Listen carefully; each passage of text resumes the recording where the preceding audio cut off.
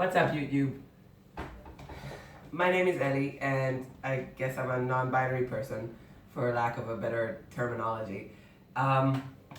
If you are new to the channel, if this is your first time seeing me, let me just introduce myself right quick. I was born female. I started taking testosterone age 30-something, approximately 2.5 years ago. Maybe not even 2.5, just 2.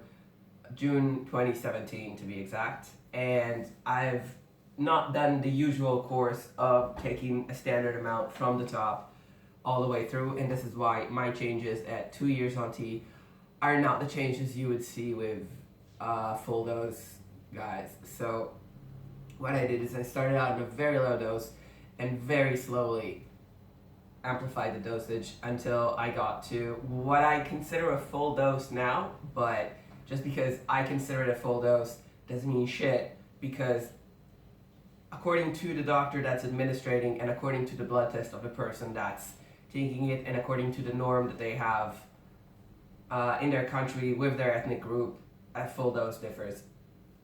So, I haven't done a video in approximately 2 months. I'm sorry, life happened. To be quite accurate, university for me started. I'm a physical therapist and I've just started doing my master's degree in sports physical therapy. I've had a lot more work. I don't want to talk about it too much because this channel isn't about my private life, but it is about my transition. So there's been a lot of good stuff happening for me and I've been super busy.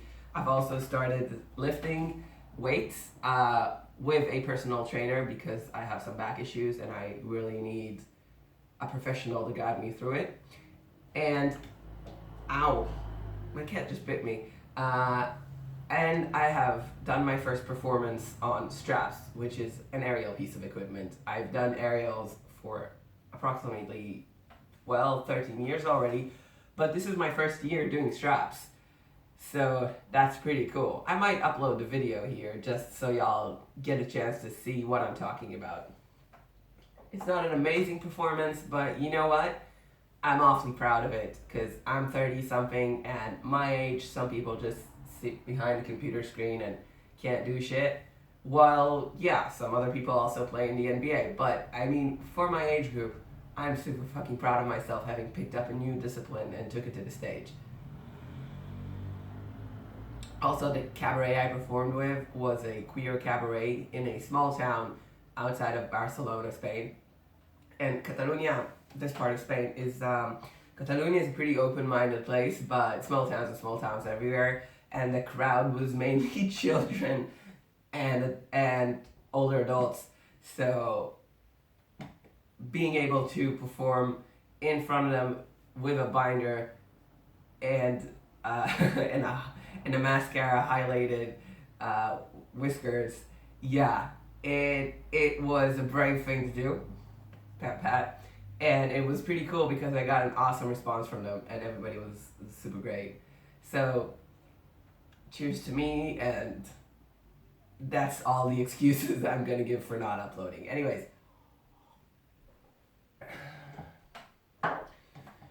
so I've been on what I call a full dose, which is a little bag of gel that I apply every morning that contains 5 milligrams of 5 something. Let me just, you know what, let me just whip out that little bag so you guys can actually, guys, girls, whatever, see what I'm talking about. So this here is the bag. And it's written in Hebrew because I got it in Israel. And it says testosterone gel 50 milligrams, and it contains 5 grams or 50 milligrams of testosterone in every bag. And now this is gel, so you have to open it every day and apply it on the parts of your body that are less hairy and with less fat accumulated underneath the skin. So what I usually do is I go over this part, as much as I can reach from my back, and then if I have more tea left, I just put it on my legs because I don't really have any hair free. segments anymore. So my voice has dropped, that's for sure. That's good. I used to be afraid that my voice would drop too much. I guess if I'd heard myself 2 years ago, I would probably say that's too much already. But you know what? When it's your voice, it feels like your voice. Actually, no, that's funny saying that because my own voice didn't used to feel like my own voice when it was high pitched. I just mean to say that this deeper version, it feels natural to me. I like it. I enjoy it. I kind of like the vibration feeling I get in my throat now when I speak, and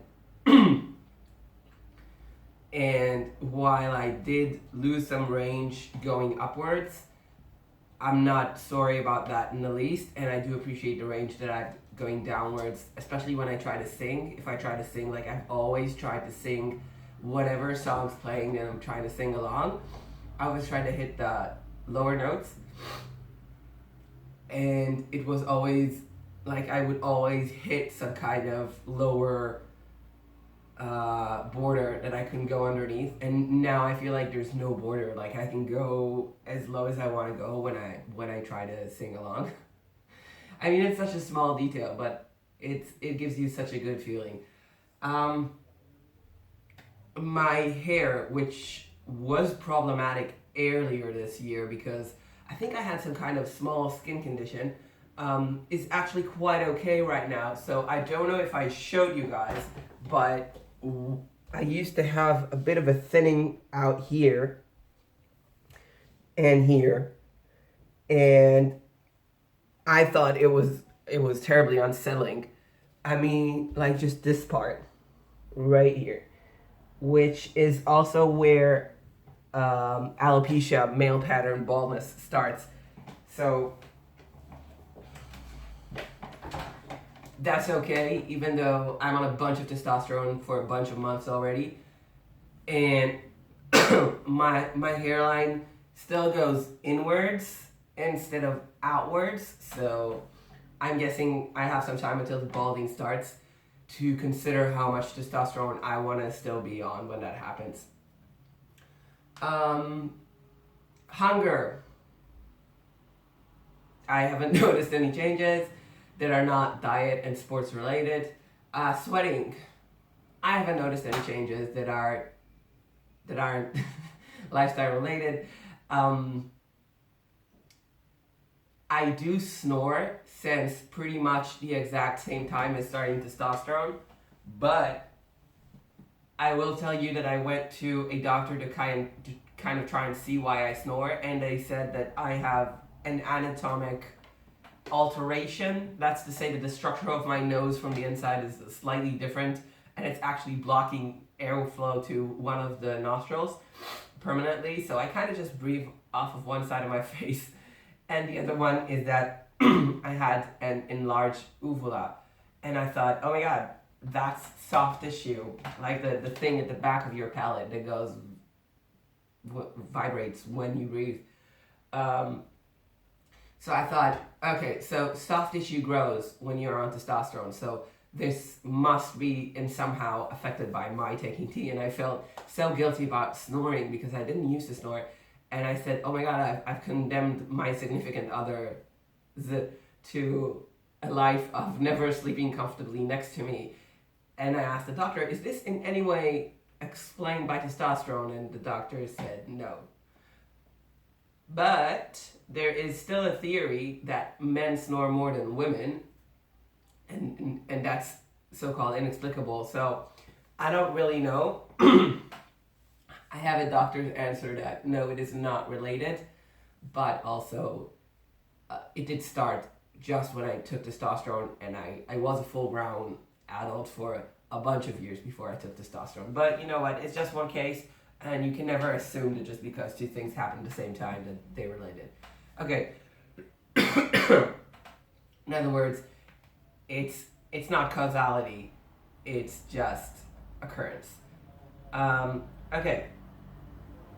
Changes. Okay, I did voice, I did hair, I did, oh my god, look at my face. My face has scruff on it. Check this shit out. I don't know if you can see it with the lighting, but I definitely have a little baby beard going on. I actually shaved it somewhat. I shaved this part because I don't feel like I should have hair directly underneath my eyes. And this part, of course. Um, but I'm getting like a full strip going down here. Now, a lot of people I know are either very excited about getting facial hair or very, very unexcited about it. I used to be on the unexcited side where I really felt like I would be dysphoric about getting facial hair. I have to say that it grows on you. Um, I like it now. I actually think it looks good on my face, and I'm expecting it to kind of thicken out and get a bit more beardy. I don't know that I want a full-fledged beard. I've never been a fan of beard, but like scruff, kind of, yeah, whiskers, that'd be nice. I have started going to the men's locker room because I started getting too many questions at the women's locker room, and the last time I went into the women's locker room, a Spanish lady yelled at me. And I've been here a year. I've never had anyone yell at me, and just the experience, there was no malice in it. It's just the normal, there's a boy in the girls' bathroom stuff, which I don't care to relive that experience by telling it. But I have to say, as long as bathrooms and changing spaces are gendered, that shit is bound to happen to trans people. I personally think they shouldn't be gendered, and I know of a few institutions where you come in, change your clothes, take a shower, whatever, both genders, without there being any kind of sexual innuendo to it, because it's a sports facility and everybody's just there to literally train. So as long as that's not the situation in most places where you train, that sort of shit is bound to happen. So now I go to the men's vestuario, which is the men's, wait, what the hell do you call that? It's not just a bathroom, it's where you change your clothes. Never mind, you understand. So I go there, I never take my shirt off because I don't want to put the guys in a situation where they have to ask me what I'm doing there. And generally, nobody makes eye contact, nobody asks you any kind of questions, and I haven't yet to have a look thrown my way. Whereas in a women's bathroom, it was a very unpleasant feeling that I had all eyes on me, and I would get questions on a more and more frequent basis. Till I just said, you know what, fuck it. I spoke to the front desk at the gym, and they had no idea what to do with me. They told me, look, there's a disabled bathroom, and I'm like, why the fuck should I use a disabled bathroom? I'm not disabled. I shouldn't be taking up that room. But I could technically change and shower in there. But there was no locker in that space. So I didn't want to use it, A, because I didn't want to take up disabled people's space, and second, because I couldn't lock my bag in there, and I would still have to go into one of the gendered vestuarios in order to leave my gym bag and my gym clothes and go back in again, so it doesn't really solve anything. I live very close to the gym, so I just shower and change at home, but I use the men's now, and you know what? First time I went in there, I actually felt more comfortable than I had felt in the women's space for a while, so I'm just gonna keep using that. And I used to have this whole big thing about I don't want to see no wieners, till I realized, you know what? People shouldn't be so sensitive about other genitalia when it's not presented to them in a sexual context. Like, I don't mind at all seeing old naked ladies because I've seen them since I was 3 or 4 years old, and I imagine the average cis male has seen more more types and sorts of penises in all kinds of ages and sizes, and they're not fed by it in the least. So if I kind of want to navigate that part of society, I should assume the same attitude where just freaking ignore it. It's one of those things that you wish you got the 15 or 16 years time to adjust to before you're just thrown into that role where everybody expects you to act like a cis guy, and you kind of Yeah. Anyways, so overall, good experience. Um, my friends and acquaintances here in Barcelona now pretty much unanimously speak to me in a male form, except for this one family where I babysit, where I introduced myself in the female form, and we've discussed the fact that I'm transgendered, and they're slightly older. I hate to tell people how to talk, so we had a conversation about it, and I just told her, look, at a certain point, everybody's gonna switch to male pronouns for me, and she said, well, you kind of missed your chance to do it right off the bat. And I said, yeah, but it's an employer. I don't really want to go into all the nitty gritty of mixed feelings that I have about that with her. But I assume that the moment I ask people to speak to me in a male, they're going to do it. Family still speaks to me in a female. They've asked if I want to change to male. I still feel extremely uncomfortable with that. And of course, my wife still speaks to me in a female form. Okay. Let me take my shirt off because that's what I do here. I haven't changed very much, I guess. So, this is what I look like now. This is what I look like when I flex. I always put my chin in when I flex. There's really no need for that. Okay, and this is what my back looks like.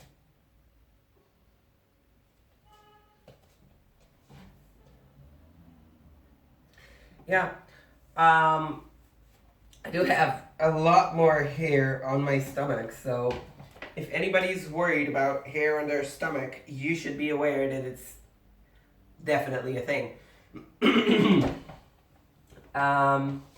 Yeah, and I think I'm gonna end the video on this note. If anybody has like questions that I didn't answer, I'm sorry, I don't really write out these videos, but I'll try to answer them in the comments or maybe make separate videos as they go along. I wish you all an easy, happy transition. And I guess for all the Christian folks out there, it's Christmas, so a happy Christmas.